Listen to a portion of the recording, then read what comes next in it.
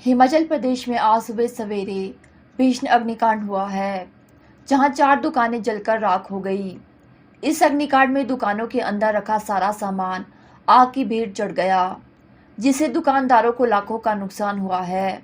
हालांकि अभी तक आग लगने के कारणों का खुलासा नहीं हो पाया। अग्निशमन विभाग और स्थानीय लोगों ने मिलकर आग पर काबू पाया। आग आज सुबह 5 बजे के करीब मंडी जिले के भलाघाट के नेर चौक डडोर स्थित चौधरी मार्केट में भड़की है। सुबह के वक्त जब लोग सैर करने के लिए जा रहे थे तो उन्होंने दुकान से धुआं उठता देखा, जिसके बाद इसकी सूचना तुरंत अग्निशमन विभाग को दी गई। अग्निशमन विभाग की टीम तुरंत मौके पर पहुंची तो देखा कि 4 दुकानों में आग लगी हुई थी। बताया जा रहा है कि पहले एक दुकान में आग लगी और देखते ही देखते आग की लपटों ने अन्य 3 दुकानों को चपेट में ले लिया। टीम ने कड़ी मशक्कत कर आग पर काबू पाया, परंतु कुछ बचाया नहीं जा सका। आग लगने से शराब का ठेका, रेडीमेड कपड़ों की दुकान, मोबाइल की दुकान और अन्य दुकान भी पूरी तरह से नष्ट हो गई है। हिमाचल चुनाव में ओपीएस सबसे बड़ा मुद्दा है। कांग्रेस ने हिमाचल में पहले कैबिनेट में ही इसे लागू करने की घोषणा कर दी है। बीजेपी भी लगातार ओपीएस पर संवेदनशीलता से विचार करने की बात कर रही है। केंद्रीय मंत्री जितेंद्र चौधरी ने शिमला में पत्रकार वार्ता के दौरान कहा कि ओपीएस कर्मचारियों से जुड़ा मुद्दा है। कांग्रेस की तत्कालीन सरकार ने इसे यहां खत्म किया। बीजेपी पहले के पापों को प्रायश्चित करने को तैयार है। ओपीएस पर संवेदनशीलता से फैसला होगा। बीजेपी का चुनाव विचार को लेकर होता है, जबकि कांग्रेस परिवारवाद और सत्ता में रहने के लिए चुनाव लड़ने वाली पार्टी है। जब ये सत्ता से बाहर हो जाते हैं तो इधर उधर भटक कर मंत्री बनने के लिए दल बदलते रहते हैं। जितेंद्र ने कहा कि हिमाचल में विकास के लिए फिर से डबल इंजन की सरकार की जरूरत है। उन्होंने कहा कि बीजेपी में कोई बगावत नहीं है। बीजेपी में एक प्रक्रिया के बाद टिकट दिया जाता है, यहाँ एक परिवार टिकट वितरण नहीं करता है। जिस भाव से और जिस संवेदनशीलता से मोदी जी इस देश में अनेकों नए कदम भी उठा रहे हैं, नए निर्णय भी ले रहे हैं, क्रांतिकारी काम भी कर रहे हैं, उनको प्रदेश में उसी प्रकार से लाभ मिले, उसके लिए अनिवार्य है कि ये सरकार इसी प्रकार जारी रहे। एक इंजन केंद्र से चला, दूसरा यहां से जुड़े। और ऐसे अनेकों उदाहरण है। आपका आयुष्मान भारत अद्भुत योजना, लेकिन इसने भी गति 2017 के बाद पकड़ी। आज स्थिति यह है कि यदि आप आंकड़े देखें तो हिमाचल प्रदेश में ही लगभग 3 लाख लोगों का पंजीकरण हो चुका है। उसमें से 1 लाख मरीजों ने इसका लाभ भी ले लिया और उसके साथ साथ डबल इंजन ने हिम केयर योजना जोड़ दी, जिसके परिणाम स्वरूप 5 लाख और पंजीकरण हुए और 4 लाख मरीजों को लाभ पहुंचा। तो कोई भी योजना आप उठाएं जो जिस प्रकार से बाकी देश में लागू की गई, यहां भी की गई। राजनीति से उठ करके किस तरह से समर्पण के साथ सरकार काम कर सकती है, मोदी जी ने एक नई कार्यशैली को जन्म देने का प्रयास किया है और कोई नहीं चाहेगा आम व्यक्ति कि हम उससे अपने आप को वंचित रखें। इसलिए मुझे लगता है कि हम सबका ये दायित्व है, भले हम विचारधारा से कुछ भी हों, कि हम देश हित के लिए और अगले 25 वर्ष में यदि हमने ये। जिला मंडी के जोगिंदर नगर में एक नाबालिग का शव फंदे से संदिग्ध हालत में लटका हुआ पाया गया। पुलिस को जैसे ही इसकी जानकारी मिली तो वह अपनी टीम के साथ घटनास्थल पर पहुंचे और शव को कब्जे में लिया। यह हत्या है या आत्महत्या, पुलिस सभी पहलुओं को ध्यान में रखकर छानबीन कर रही है। जानकारी के अनुसार जिस समय यह घटना हुई, घर पर कोई मौजूद नहीं था। 16 साल की नाबालिग अकेली थी। जब गांव के कुछ बच्चे किशोरी के घर उसके साथ खेलने आए तो उन्होंने कमरे में जैसे ही किशोरी को देखा तो चीखना चिल्लाना शुरू कर दिया। बच्चों की आवाज सुनकर गांव के लोग मौके पर पहुंचे और देखा कि संदिग्ध हालत में नाबालिग फंदे से लटकी हुई थी। इसके बाद इसकी सूचना तुरंत पुलिस को दी गई। उधर डीएसपी लोकेंद्र नेगी ने नाबालिग की मौत की पुष्टि करते हुए बताया कि पुलिस की प्राथमिक जांच में यह मामला आत्महत्या का पाया जा रहा है। अन्य पहलुओं पर भी पुलिस गहनता से जांच कर रही है। उन्होंने बताया कि आज पोस्टमार्टम करवाया जाएगा। पोस्टमार्टम रिपोर्ट और फॉरेंसिक जांच के बाद ही मौत के कारणों का पता लगेगा कि किशोरी की मौत कैसे हुई। हिमाचल प्रदेश में सियासी माहौल गरमाया हुआ है। कांग्रेस और भाजपा का एक दूसरे पर तीखे जुबानी हमले बोल रही है। इसी बीच कांग्रेस पूर्व सैनिक विभाग के प्रभारी मेजर जनरल धर्मवीर सिंह राणा का केंद्र सरकार पर बड़ा हमला बोला है और कहा है कि केंद्र सरकार द्वारा लाई गई अग्निपथ योजना देश की सुरक्षा के लिए खिलवाड़ है और अगर 2024 में केंद्र में कांग्रेस की सरकार बनती है तो इस योजना को बंद करके पुरानी भर्ती प्रक्रिया को शुरू किया जाएगा। मेजर जनरल धर्मवीर सिंह राणा ने कहा कि 2014 में नरेंद्र मोदी ने 1 रैंक 1 पेंशन देने की बात कही थी, जिसे आज तक लागू नहीं किया गया और केंद्र सरकार बताए कब इस योजना को लागू किया जाएगा।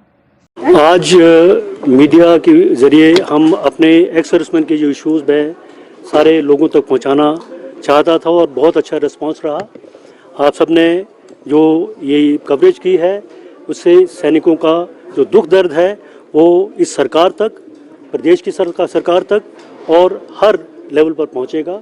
मैं इसके लिए आपका सबका धन्यवाद करता हूं और आपके रिक्वेस्ट करूंगा कि ये मुद्दे जो हैं इनको सही रूप में जिस तरीके से हमने कहा है जनता तक पहुंचाया जाए। सर, आज आपकी मुख्यमंत्री की आपने बात करी, उन्हें थोड़ा सा प्लीज ब्रीफ करें। देखिए, सबसे पहली बात तो हमने जो अग्निपथ योजना लाई है सरकार, उसके ऊपर हमने कहा है कि ये हमारे प्रदेश के सैनिकों के जो युवा हैं उनके साथ में बहुत बड़ा खिलवाड़ है। यह पूरे देश के युवाओं के साथ बहुत बड़ा खिलवाड़ है। अगर आप ये लेके चलें कि हमारे तकरीबन 4200 नौजवान सेना में हर साल जाते थे, अभी ऑल इंडिया ऑल क्लास होने के बाद हमारे 400 या 500 से ऊपर जवान सेना में नहीं जा पाएंगे। उनमें से भी 75% मतलब तकरीबन 300 नौजवान जो हैं 4 साल के बाद घर वापस आ जाएंगे। तो आप ये देखिए, आप लोग भी कोई लोग गांव से आते होंगे, एक गांव से 4 लड़के जाएं और 3-4 साल के बाद 3 लड़के घर वापस आ जाएं रिजेक्ट होकर, उनके दिल में मलाल होगा कि उनके दिल में देश की भावना होगी? मलाल ये होगा कि मैंने वही रिटन टेस्ट पास किया, वही फिजिकल टेस्ट पास किया, अच्छी तरीके से नौकरी की, मुझे किस बात पे बाहर निकाला गया?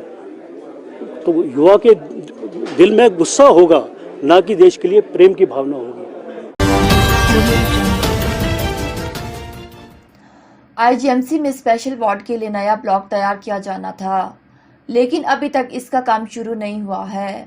जिस जगह का चयन किया गया है वहां पर अभी तक प्लांट ही नहीं बनाया गया, जिस कारण ये काम ठंडे बस्ते में चला गया। नया ब्लॉक बनाने के लिए प्रशासन करीब 7 करोड़ रुपए खर्च करेगा। इस नए ब्लॉक में करीब 35 स्पेशल वार्ड तैयार किए जाने हैं। आईजीएमसी में बनने वाले इस स्पेशल वार्ड में सभी वार्ड आधुनिक सुविधाओं से लैस होंगे और इनमें मरीजों के लिए आरामदायक बेड, अन्य सुविधाएं उपलब्ध करवाई जाएगी। आईजीएमसी में स्पेशल वार्ड के लिए ब्लॉक बनाने के लिए सरकार ने खुद आईजीएमसी से प्रस्ताव मांगा था, लेकिन इसे मंजूरी नहीं दी गई। मौजूदा समय में आईजीएमसी में 35 स्पेशल प्राइवेट वार्ड है।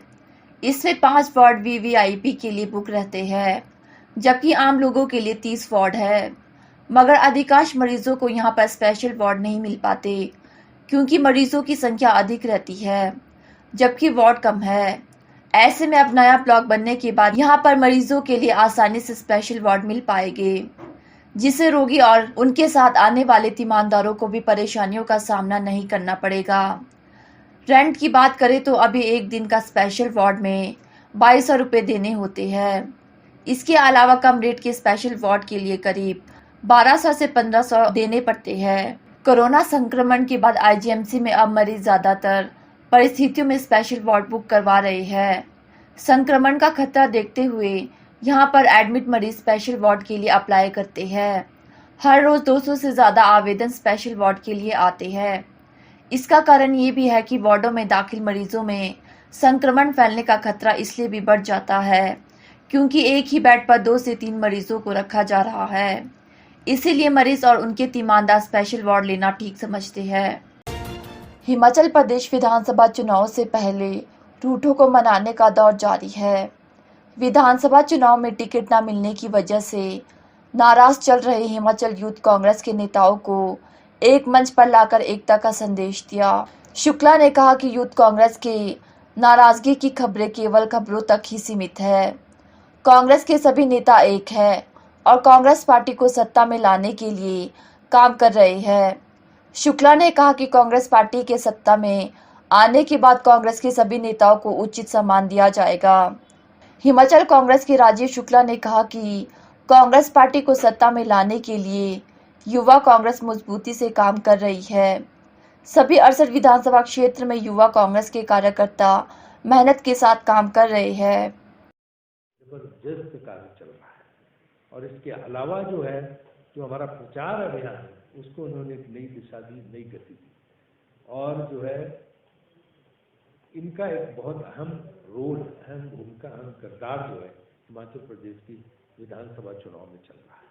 मैंने एक समाचार पढ़ा आज की यूथ कांग्रेस कोऑपरेट नहीं कर रहा, सहयोग नहीं दे रहा, इस तरह की भ्रांति फैलाई जा रही। इसलिए इसमें हम स्पष्ट करना चाहते हैं कि किसी किस्म की कोई भ्रांति नहीं है, किसी किस्म की इस तरह की बात नहीं है कि हमारे सब लोग पूरी तरह से पार्टी के लिए एकजुट होकर काम कर रहे हैं।